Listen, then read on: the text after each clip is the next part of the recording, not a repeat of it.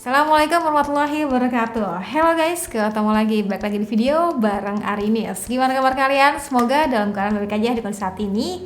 Sip, jadi kali ini gue tuh mau ngomongin smartphone terbaik dari Realme. Ya, buat saat ini ya teman-teman. Yoi, kemarin tuh baru aja dikenalin flagshipnya. Pasti tau lah di sosial media kemarin tuh sempat berseliweran gitu Realme GT2 Pro dengan varian warna putih ya di sana ya. Tapi kali ini kita nyobainnya varian warna hitam. Sebenarnya penasaran juga sih warna putihnya tuh bisa dihapus-hapus gitu katanya. Jadi penasaran kayak gimana sama flagship dari Realme yang terbaru ini? Langsung aja tonton videonya sampai akhir. Realme GT2 Pro itu dibanderol dengan harga 9,9 juta. Yang buat beberapa orang tuh mungkin masih mikir-mikir gitu ya buat ngeluarin segitu untuk brand Realme. Apalagi kan Realme terkenal dengan pemain entry dan juga mid range-nya ya. Jadi wajar lah bila masih ada yang mikir-mikir buat membelinya. Tapi kalau dilihat spek dan juga fiturnya, buat harga segitu itu termasuknya yang menggiurkan sih teman-teman. Dari mulai soal build quality-nya deh, ini termasuknya yang solid ya buat varian steel black-nya. Material metal ini terasanya mantep ya, kualitasnya baik, dan dalam penggunaannya bila tanpa menggunakan case ini terasanya asli kayak licin banget gitu loh teman-teman untuk material bagian belakangnya. Tapi gue ngerasa sih terbilangnya ini cukup nyaman ya dengan genggaman, dalam artian tuh nggak gedean banget. Oke, lanjut lagi ya, selain licin tadi, gue tuh ngerasa ini warna hitamnya kayaknya kalau lebih pekat bakal lebih cakep gitu ya. Sayangnya tuh kayak agak ke abu-abuan gitu gak sih? Dan buat bagian frame kameranya dibuatnya simple aja ya, but tampak meyakinkan gitu nih dengan segala fitur yang dibawanya. Nanti bakal kita cobain untuk bagian si kameranya ini. Katanya tuh handal gitu, sempat dijajarkan dengan beberapa flagship di kelasnya. Buat bobotnya sendiri rasanya mantap, hampir 200 gram gitu. Dan layar ini terbilangnya lega banget, 6,7 inch. Yes, tapi ya gue sih ngerasanya 6,7 inchnya masih nyaman di genggaman ya. Mungkin karena pengaruh daripada rasionya yang terbilangnya cukup luas ya. Secara ini bezelnya rasanya aduh menipis banget gak sih? Cakep deh.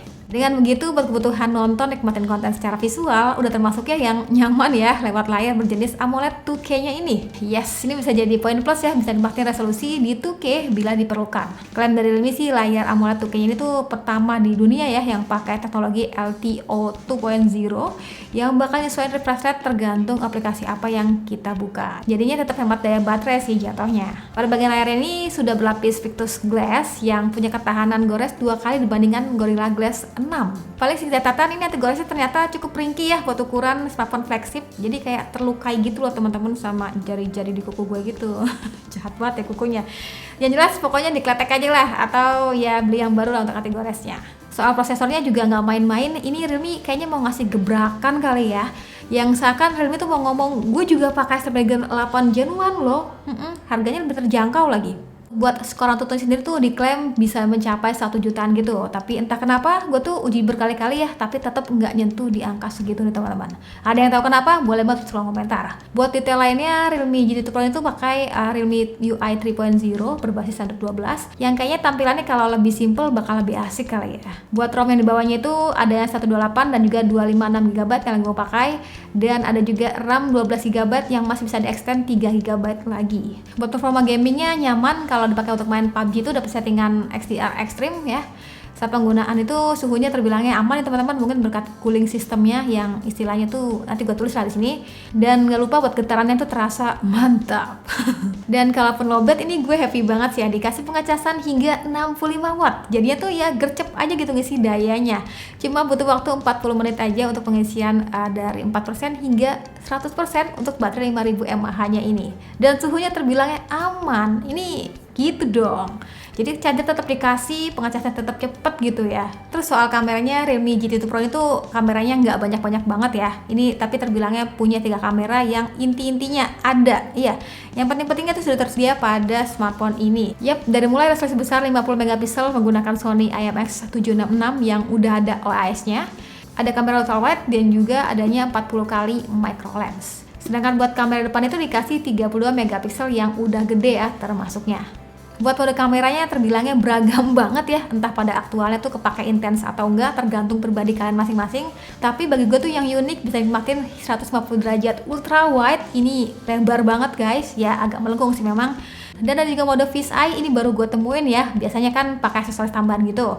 Dan ada juga kamera 40 kali macro lens buat foto objek seukuran mikron gitulah pokoknya. Buat foto lainnya termasuknya yang nyenengin ya. Di beberapa kondisi memang terasa cukup gonjreng, tapi nggak jarang juga hasilin warna yang lebih natural dibandingin smartphone lain di kelasnya. Sisanya buat hasil fotonya teman-teman bisa lihat langsung ya.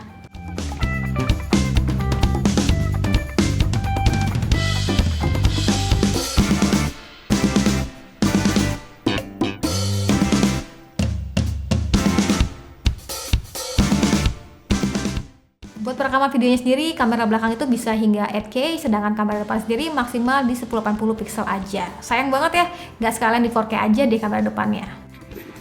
Nyobain kamera belakangnya Realme GT2 Pro. Ini rekamnya tuh di 4K ya teman-teman. Tuh. Jadi kalau dipakai sambil jalan sih gue ngeliatnya di layar lumayan terasa smooth.